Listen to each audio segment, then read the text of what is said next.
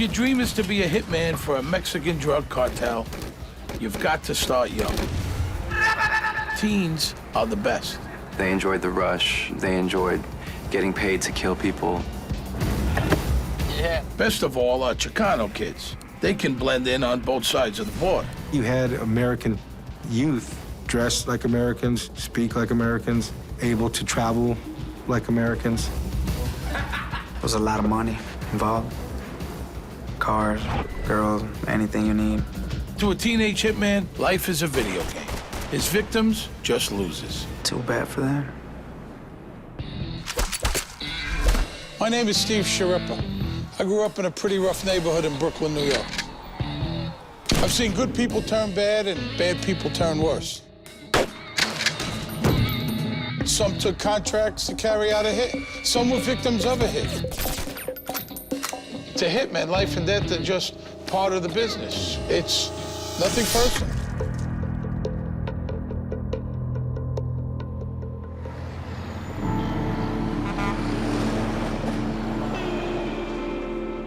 It's December 2005. It's a sunny afternoon in Laredo, Texas.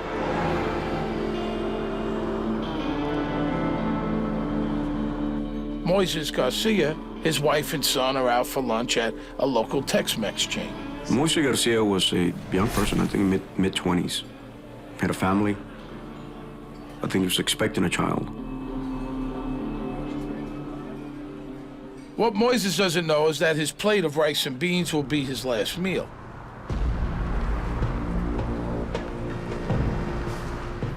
Those three kids circling the block are assassins.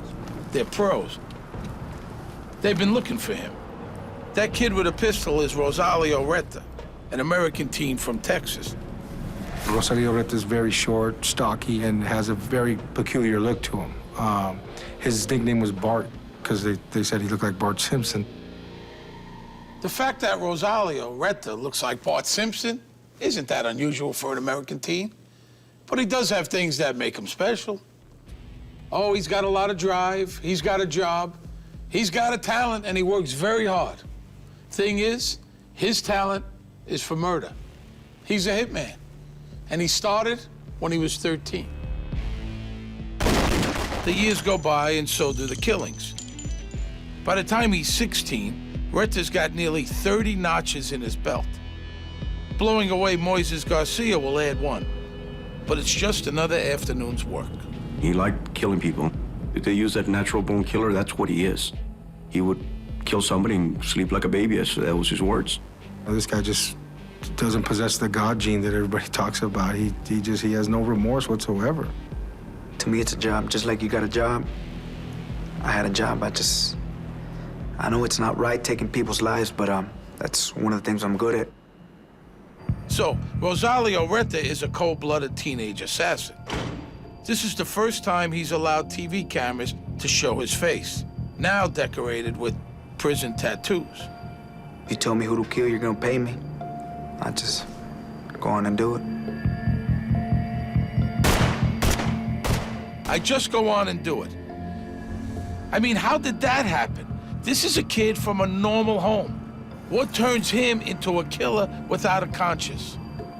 Reta himself has no idea. There's nothing to indicate that Reta was going to turn out to be what he turned out to be. Other than being considered a little funny looking, there is nothing troubled about Reta's childhood. He grew up in Laredo, Texas, a mid-sized city on the Rio Grande, just across the border from Mexico. The Retas aren't rich, but none of the neighbors are either. My mom's, she a hairstylist. And my dad, that construction company thingy. Parents always provided us with everything. Happy family. They never knew what I was doing. They just knew I was doing something bad. And always asked me to stay away from everything I was doing, but it was too late for that. Young Rosalio wants to be a commando when he grows up. Special forces, the real tough guys.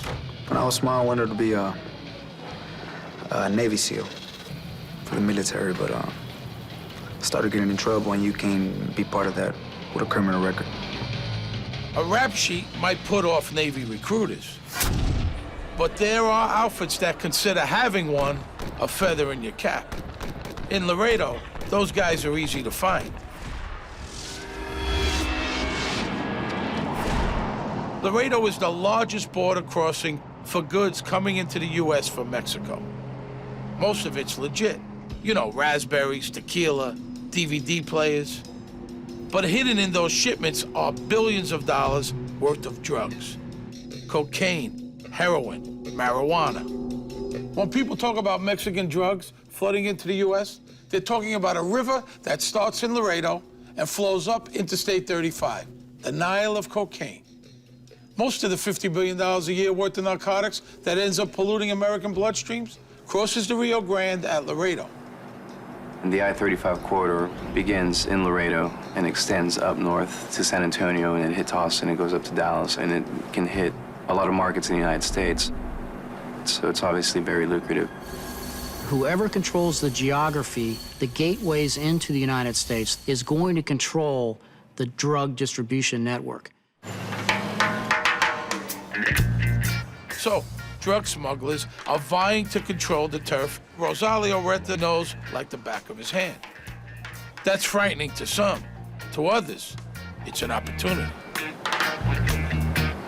You're atypical, poor kid from the border that really didn't have a future, that really didn't have a lot of options.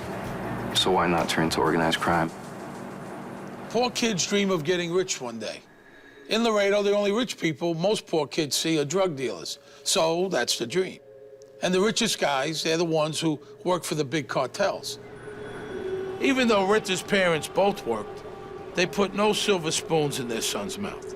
It's not unusual or hard to believe that a lot of these kids latch on to these ideas of this glamour, this sort of indestructible lifestyle. They are offered cash, cars, as many girlfriends as they want, power, prestige, the ability to take a life and not blink an eye. I liked it. I grew up liking that kind of lifestyle. Just want to be a part of it, so. Reta isn't the only kid who wants out of Laredo's dusty streets. His best friend, Gabriel Cardona. We're best friends since we were kids. We still go to school together and everything. Gabriela Maldonado is Gabriel Cardona's mother. She can't stop her boy from getting lured into the drug life, and the reason is plain to see. The money. They don't want to be poor. They don't want to work. They want to have money just like that, easy. Cardona dreams of mainstream success, but his ambitions don't survive the temptation of easy money. He used to say he was going to be a lawyer, be a police, but before he was 15. And after that, I think his friends shanked him. To her, Rosalio Reta, even though he is younger, is the driving force. Just a bad seed. I didn't like him. You can tell if he's a good boy or he's not, just by looking at him. Good or bad, if they had money in their pockets, kids in Laredo head across the Rio Grande to get their kicks. Nuevo Laredo is their town's far spicier Mexican sister. They go out there and hang around in nightclubs on the Mexican side, and they start seeing their old friends, hanging around with good-looking women. They're driving around expensive vehicles, a lot of money, and they don't have a job. The Eclipse is the place that draws them. If you want to be noticed in Nuevo Laredo, the Eclipse is your stage. I used to go there a lot. Everybody used to go to that club. The two pals from across the border get noticed, all right. Scouted is more like it. Reta is just 13. Cardona, he's 16. But they have a natural ability. That much is clear. At that point in time, there was certain members of that cartel that, I guess, befriended him. The guy who adds them to his entourage is a big fish. Cartel boss Miguel Trevino. Miguel Trevino is greatly feared, one of the bad guys, one of the people that you do not want to mess with. Trevino is a man that is deemed to be by the U.S. Drug Enforcement Administration one of the primary cartel warlords that rules an empire. This is something you gotta know about Mexico. Drug bosses are rock stars. Kicking with Miguel Trevino makes you a player. I was real close to one of the big guys in Mexico. Kept on seeing me around a lot. Like what I do, the way I do it. So I started coming up little by little. What Reta does is hurt people. The way he does it is without remorse or hesitation. Trevino likes that. And make no mistake, Miguel Trevino is a truly bad guy. He has been known to participate and watch beheadings. This is an individual that is not afraid of picking up an entire family and eliminating them. Trevino commands a whole posse of killers, the Zetas. The Zetas are former Mexican army commandos who figured out that the bad guys pay way better. So they become enforcers for the Gulf Drug Cartel.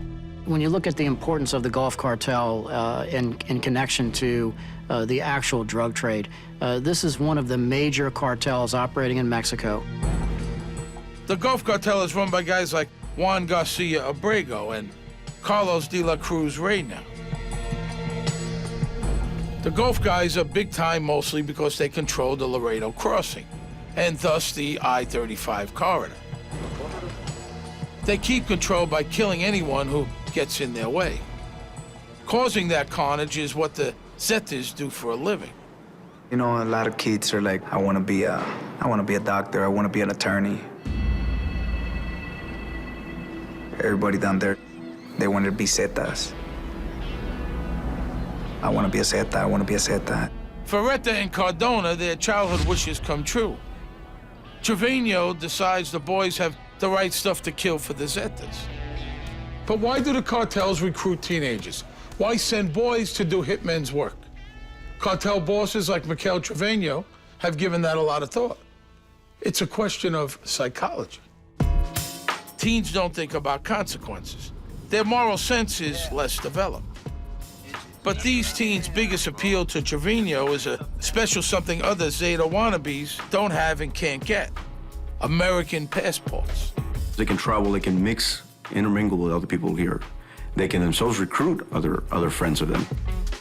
Combine those Yankee passports with a taste for homicide and you're a top draft pick for a Zeta death squad. Reta and Cardona think murder is so much fun they do it for kicks. Cardona's first killing is a drunk he shoots in the face just to see what it was like.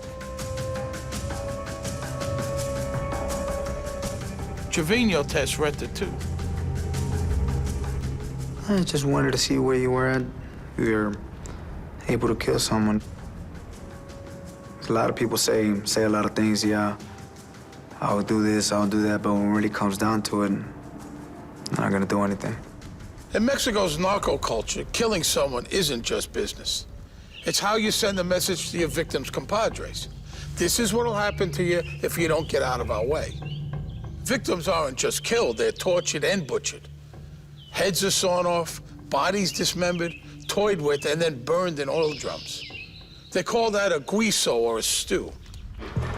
So what's the test Trevino gives Reta? They grab a guy they're having problems with and tie him up. Then Trevino hands his jewel pistol to a 13-year-old Rosalio. So I just killed him. Stepped into a different world. It all changed. But at first, yeah, I started liking it. He executed him to prove his loyalty, to prove that he had enough to commit a murder. I knew what I was getting myself into. I wasn't a kid anymore at that time. It turned out that this 13-year-old was not your average kid. Rosalio Reta has the raw material to be a cartel killer. But at 13, he doesn't have the skills to fit in with the feared Zetas. Miguel Trevino plans to develop his protege. Reta is gonna be a star. He'll be the last one a lot of people see. In the fall of 2005, American teenage assassins Rosalio Reta and Gabriel Cardona are working for a drug cartel. Moises Garcia is in the business himself. That's about to put him in harm's way. Some will see that as poetic justice, the law of the drug jungle. But Moises is not all bad. Oh my God, you win. Ow! He was married. He was a father, a son. Moises might be a good family man, but he does earn his living selling narcotics. He supplies a Laredo neighborhood. Moises Garcia was a member of the Mexican Mafia. The Mexican Mafia is a prison gang that was originated in California. It's real strong in the Texas area, real strong in our city. Moises Garcia, by the way, is no saint. He shot a guy in the head when he was 18, a prison friend of his. They met doing time on drug charges. Anyway, what I'm getting at is Moises, Reta, and Cardona are from the same world. I mean, they're all criminals. But maybe Moises is a little behind the times.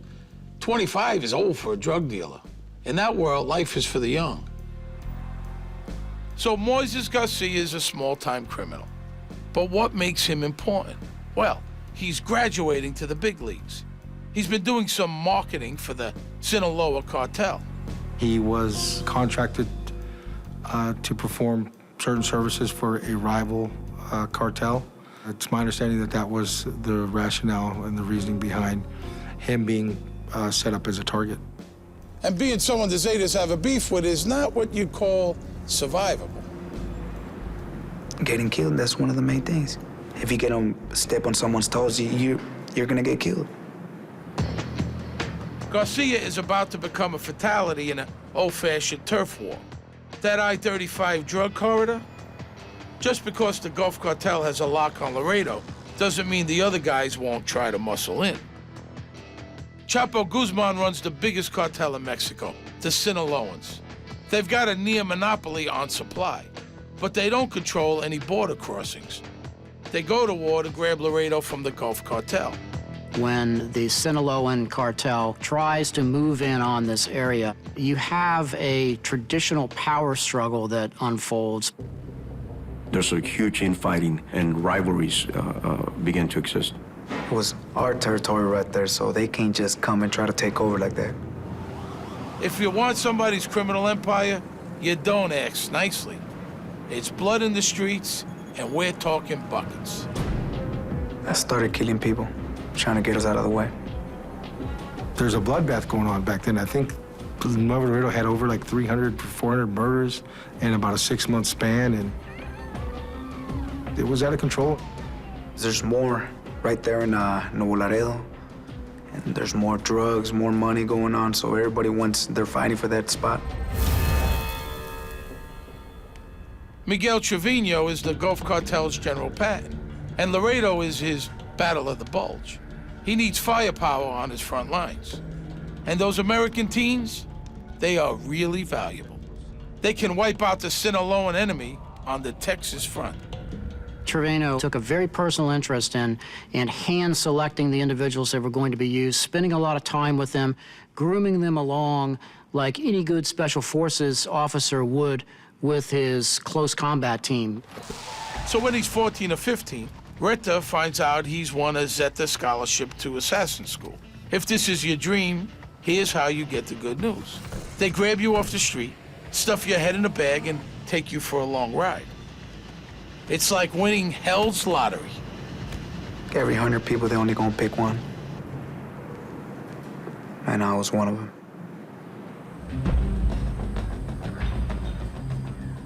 Most of these kinds of training operations are taking place on very rural ranch properties that are owned by the cartels. It's like a special force training. For a lot of kids, summer camp is a rite of passage, a chance to learn new skills, make new friends, you know, come into your own. At Camp Zeta, Reta meets new people and picks up some awesome new skills. Firearms, knife fighting, hand-to-hand combat, beheadings. He's not so wild about stewing people, though. Hates the smell. learn how to use any type of military weapons, hand-to-hand combat. The main thing is show you how to kill. Like it does for a lot of kids, camp matures him. Comes in a punk and he leaves an assassin, an experienced assassin. Killing people, doing this, it's, like I say, it's a job. Reta takes to being a sicario like a coyote to an overfed chihuahua. In no time, he's on the Zeta's A-team. The killers they save for really important jobs. There was only like 150 in all Mexico of us. So we just go for like big people, not a nobody. When he first began, I mean, he was a tremendous asset because of the skills that he brought into the organization. He gets busy real fast. He and his fellow campers join the war and show those Sinaloan drug runners no mercy. That's what you do every day over there in Mexico. Every day, on a daily basis, you probably kill like 5, 6 people a day. But Miguel Trevino doesn't need the American teens in Mexico. The battle's over Laredo, remember? And it's on the U.S. side that Reta, Cardona, and their American passports can really have an impact. Miguel Trevino Morales would send these cells that were already in Laredo, U.S. citizens, to take out rivals from the Sinaloa cartel. So in 2005, the big boss Trevino sets up a couple of teams of hitmen in Laredo. He makes Gabriel Cardona a manager and gives him 2 of his homeboys, Reta and Jesse Gonzalez, as triggermen. The 3 sicarios, that's what cartel assassins are called, live together in a nice house, rent-free, kind of like the real world or the monkeys or something like that. Anything they earn, and they make a lot, is pocket money. And money for these guys is a big deal. Their handlers would rent safe houses for them, and they would stay there, and that's where the communication would take place. Their vehicles were purchased by the cartel for them to utilize in the murders. They were provided weapons, food, and cell phones. Their weekly salary was $500 per person, and that was just to be on standby. And all this would obviously be paid for by their handlers, by Miguel Trevino Morales. We had a normal life. We're doing everything a normal person does. We just, once you get caught, you gotta go and take that person out.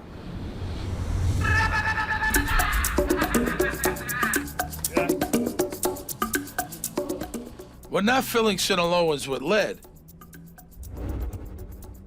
The teams are living in a teen paradise. Mattresses on the floor, video games, booze. There's a lot of money involved. Cars, girls, anything you need. But once you kill somebody, you assassinate somebody, it goes from, if it's nobody, $10,000, $20,000. But I wasn't doing all that. If you're a nobody, I don't want to know anything about it. The people who were taken out, it was like from 75, 125, 200, 250, all the way up to 400,000. With that kind of income and no expenses, you can buy anything a teenager might want. Yeah. Reta, he likes nice cars. So what if he's not old enough to drive?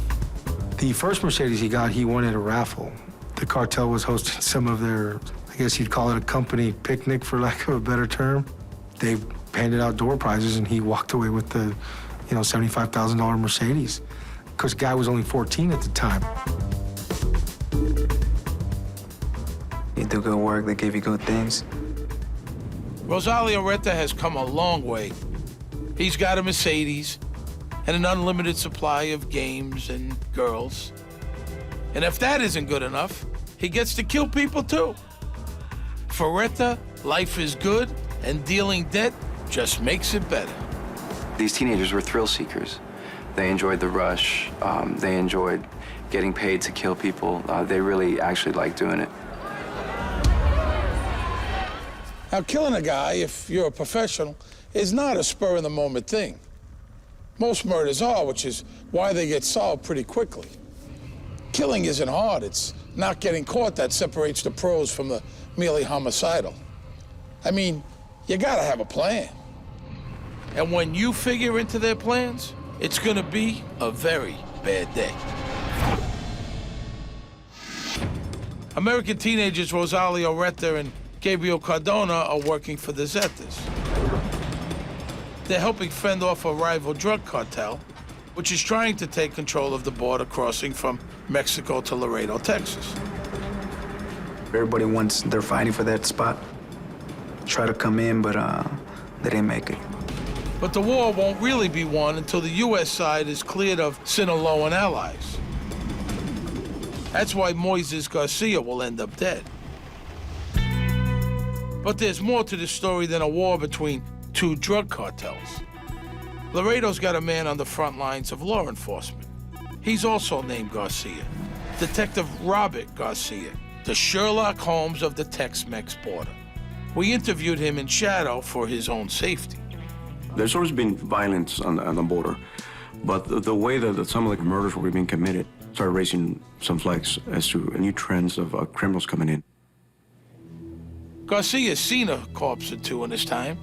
He's got a connoisseur's eye for professional murders. The way they were committed, I mean, it's not the usual type. This one, you started seeing more a gang-style type of thing, you know, using more high-powered weapons, you know, AK-47s, and it looks like they were more planned. Garcia knows the cartel's appetite for violence is more than his small department can handle. He can see the storm clouds across the river. From day one, we knew that whatever happened across is going to trickle into our side, it's going to have an effect. So we were always working together and trying to get ahead of it. We're not going to bury our heads in the sand and say there's no spillover, there's no violence, or it doesn't affect us. Garcia fears that if Mexico's drug war spills across his border, Laredo, Texas could become as lawless as Nuevo Laredo, Mexico. Garcia wants to get 9 different government agencies, state and federal, to cooperate to share information and resources. Do you have any idea how hard that is? Well, he does it. They all sign on to stop the drug cartel's Texas killing spree. With that kind of investigative firepower, Bart stays as a Sicario or numbered. The detective mobilizes every force he can. We started forming our own intelligence units, our own type of aggressive patrol, picking up local gang members, and started interviewing them. At first, he doesn't get much. The break comes when Detective Garcia is assigned to investigate the murder of a guy named Noe Flores. Noe Flores, that was mistaken identity. They were targeting his brother, which was Mike Lopez, but they killed Noe Flores by mistake. Mike Lopez befriended and started dating Miguel Trevino Morales' ex-girlfriend, so that's why he wanted to do away with this guy. So the boss Trevino has his boys drive up to Lopez's house. He's there.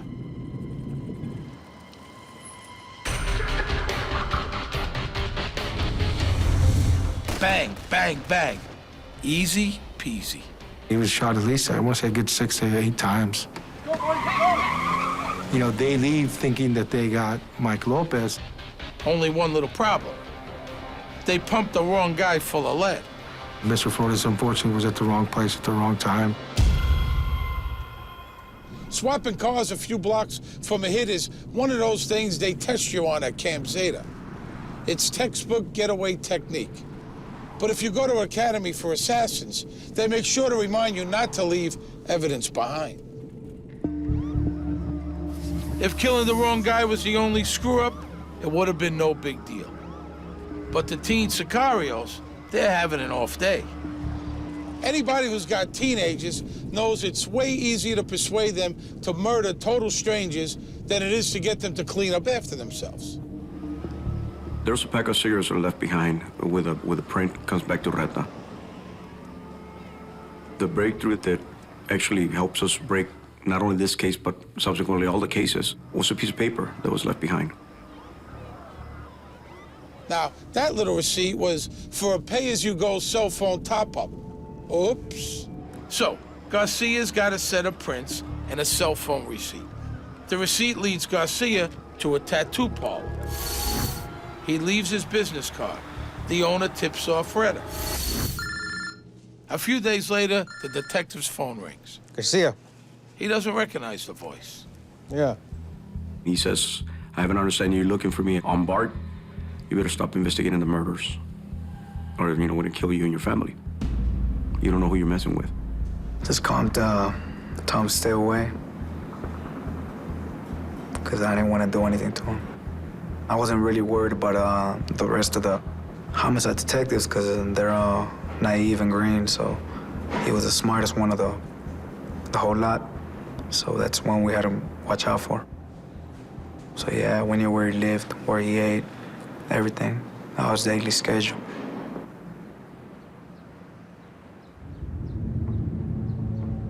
He hopes his threat will persuade Garcia to play it safe.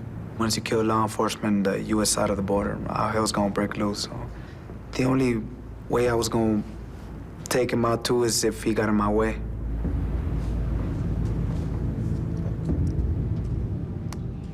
After Bart's threat, the Laredo police park a cruiser at Garcia's house 24/7. But Reta's threat doesn't stop the detective. Just the opposite. Finding the elusive Bart Simpson just got personal.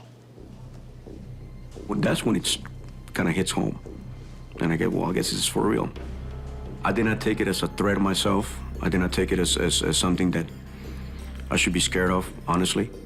I took it more like, how dare he? How dare he calls me on my phone and tells me this? It just made me go look for him even harder. Rosalio Reta may have picked the wrong Texas lawman to tangle with.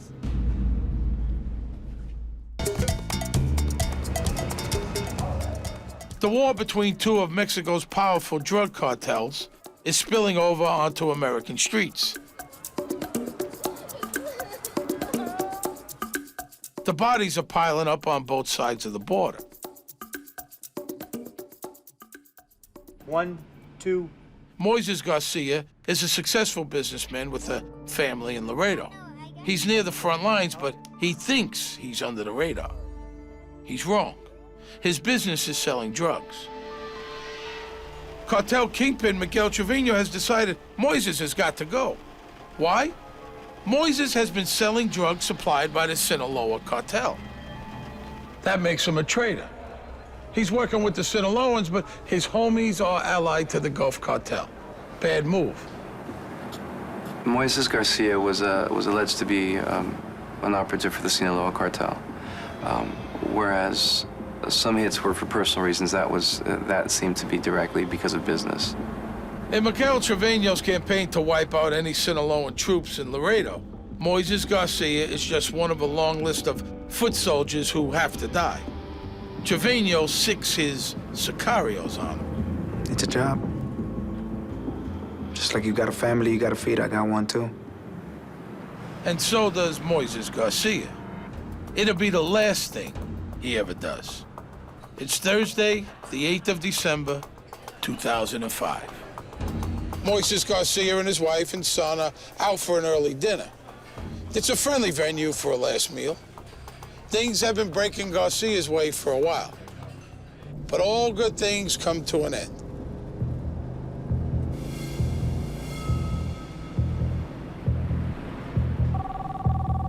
The order to kill Moises Garcia came directly from Miguel Trevino, with his group of sicarios, that being Jesse Gonzalez, Cardona, and Rosalio Reta. They wouldn't do the killing unless it was ordered directly by him. Even a run-of-the-mill pop like Moises Garcia is meticulously planned. The targets were assigned. Sometimes they would come in with a package with their name or photograph. I'll look it up. I'll find where he lives, what he drives, where he works, family, everything. For a couple of days, until they tell me to kill him. That's what he enjoyed, the surveillance and the tracking down. He enjoyed the hunt. You would follow them around Monday through Friday. You know, Monday he picks up his daughter at 3:30. You know, always has lunch at such and such place. You know, is home typically by this time, might stop off at this bar. So they had notes, and when the order came down, they would refer to their book and see, okay, well, it's Wednesday, he should be here right about now. The tactics they were using was very impressive. They knew where he lived, and they set up surveillance at his house. It was an apartment. But they were never able to catch him when he left. The problem with tracking down a drug dealer like Moises is he just doesn't keep regular hours. Luckily for Reta and crew, he does drive a distinctive car. Look, right there, right there. They were driving around, they spotted his vehicle. He was driving a white Lexus at the time. They located him at a restaurant where he was having lunch with his wife and one of his kids. Moises Garcia is a dead man noshing. You can see it too on the video. You see this Bronco just, you know, circling the place 2, 3, 4 times, waiting for Moises Garcia to leave. The boys don't care that Moises is with his son and pregnant wife. Having a kid there just makes it easier. He's less likely to return fire. During the meal, Moises gets a phone call. Duty calls. Lunch is over. Tip-off or setup? We'll probably never know. Moises doesn't tell his wife why, just says, hey, it's time to go. But the Predators have had all the time they need. They've picked a spot and a strategy. Boom, boom, boom. Training. It pays off when you're under pressure.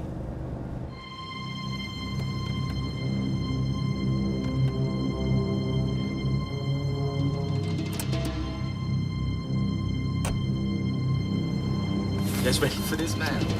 You ready for this shit? When he comes out and they see the vehicle backing and start heading towards the exit, they block him. Reta exits the vehicle and approaches the driver's side.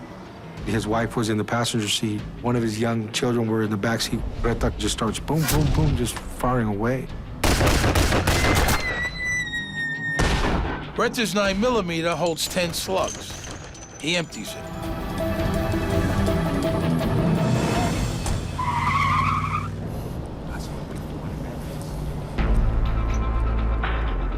Awesome is what Rosalio Reta calls it. An awesome hit. He struck multiple times in the head and on the left side of his body. I don't feel anything about it. I don't feel there's nothing wrong, even though I know it's not what a normal person will do. Moises dies instantly, but he's not the only one Reta shoots. Some of the rounds go completely through him and strikes the passenger, which was the wife. 2 bullets hit Moises' wife. Miraculously, she and her unborn daughter are not badly hurt. Their son in the back seat is okay, physically anyhow. More than anything, it was more just the sheer panic and brutality of it, of seeing it happen right before your eyes, right next to you. She's deeply traumatized, but Moises' wife can describe the kid who shot her and killed her husband. She described the shooter and how it happened and how the shooter just got down, didn't say anything, just pulled out, you know, a gun and started shooting away. But more than anything, it was her physical description of the shooter, the young man with a lunar, which is a mole. In those days, before he got his tattoos, that mole was the one thing that made Reta memorable. It will be the vital clue that gives a face to Moises Garcia's killer. Moises Garcia, a Laredo, Texas drug dealer, has met his fate in the parking lot of a tortilla stand. For Rosalio Reta and his fellow teenage sicarios, killing Garcia is just an afternoon's work. They flee the area, travel approximately 6 or 7 blocks from there, call some sicario friends to come and pick him up, and takes him to a safe house. The boys don't think Moises was important. They were wrong about that. And killing him in front of his family was a big mistake. Moises' wife got a good look. The kid with the gun had a mole on his face.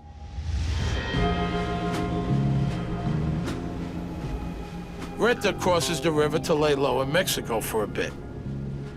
Cardona and Gonzalez stay in Laredo, but they move to a new safe house in a nice neighborhood. Bad move.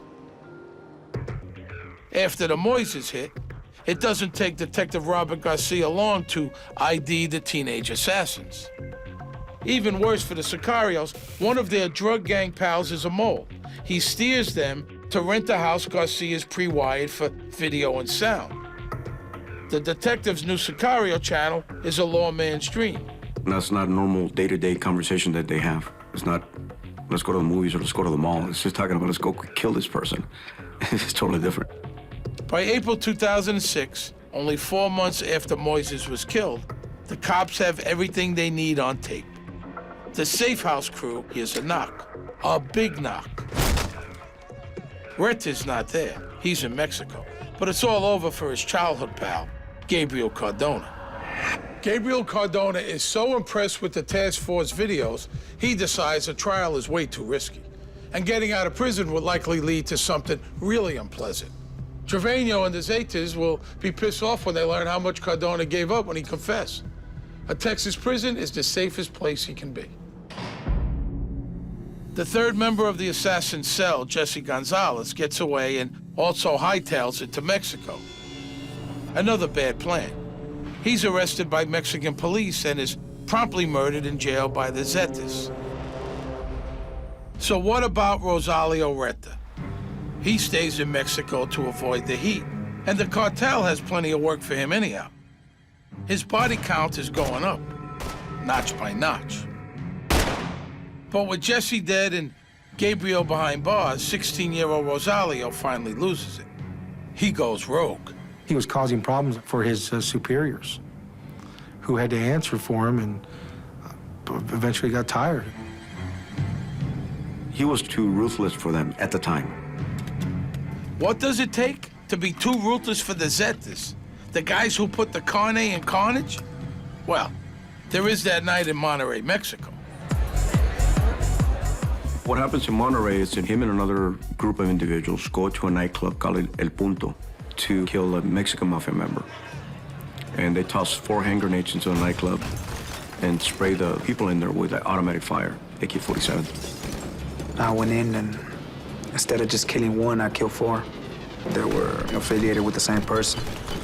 So, took them all out and threw some grenades in there.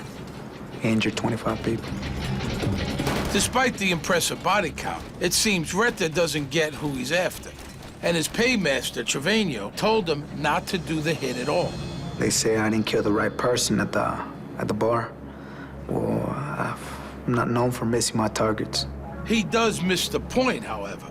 Even if you've got grenades, you don't disobey the boss of the Zetas. So now Miguel Trevino is seriously annoyed. And Trevino doesn't have a line between irritated and homicidal. Reta's got some splaining to do. But mostly, Reta is a loose cannon. The Zetas, they don't like those. The tables kind of switched and they actually wanted to kill him. That's a shame of it all here, too, is, you know, these kids, they're disposable as a razor blade to these cartels, you know. Once your use is done, you're done. So here's the story of what happens next. It's the one Reta tells anyhow. 2 sicarios stuff him in the trunk of a car. They're headed to the desert. Reta knows this drill. Things are looking very bad. Reta's Camp Zeta skills come back. He kills his captors and run for it. But the Mexican cops bring him down. He ends up in a Mexican jail. He knows the Zetas will kill him if he doesn't get out fast. Jesse Gonzalez only lasted a few days. If I would have stayed over there, eventually they were gonna kill me. But that's one of the things that comes with it. You wanna be part of a certain group. Once you get caught, you're gonna be locked up or you're gonna be dead, so it didn't really matter. Reta's got one hope. There is one person he knows who would like to see him alive and who could keep him out of the stew pot. You guessed it, Detective Robert Garcia. Bart. He's happy to hear from Bart. And just like that, he's out of Mexico and in a Texas jail. He comes across the border the day after he turned 17. Well, I liked what I did. I killed my first one, and I liked it. I felt like Superman. Why? Because I killed someone. I'm sitting in front of this 17-year-old kid, and he's telling me all he's done, and he's telling me how he's doing it, and the way he feels. And the only thing I can think of that I got my own 17-year-old kid at home, and I'm upset at him if we don't cut the grass. And you know, it's hard to describe, you know, what I'm thinking. That is like, what makes him think this way? What makes him turn out to be this way? They put me as a monster. That I killed innocent people, that kill everybody just because I can, just because I'm able to do it. And that's not true. I don't kill no innocent people. If you don't know anything, you ain't got no reason to fear anything. In the end, Reta cops to 30 murders in Mexico, more or less. It was only a number, because I'm not really sure. He won't confess to killing anyone in the U.S., but that print he left in the No Way Flores getaway car sinks him. Convicted in the Flores case, Reta finally admits to killing Moises Garcia. Combined sentence, 70 years. That's 4 times the 17 years he spent on the outside. Moises Garcia, his son and his daughter, born a few weeks after Moises died, they got life without a dad. Reta never showed any kind of remorse towards the murders that he committed or the victims he left. To compare him to other criminals, you can't. His thinking is totally different. He's a psycho. He's scary. He's a scary person. I mean, even though he's a young kid, he's just one of those ones that you get to fear when you sit in there and talking to him. And what about Miguel Trevino? He and the Zetas break away from the Gulf Cartel in 2009 and go to war against their former compadres. As of 2011, Trevino is still one of the most wanted men in North America. When I started, I know what I got myself into. I know right from wrong. And I knew that eventually a day I was going to end up being in prison or getting killed. There's only one way in and one way out. How do you feel about your victims and their families? Too bad for them. No sense of remorse or...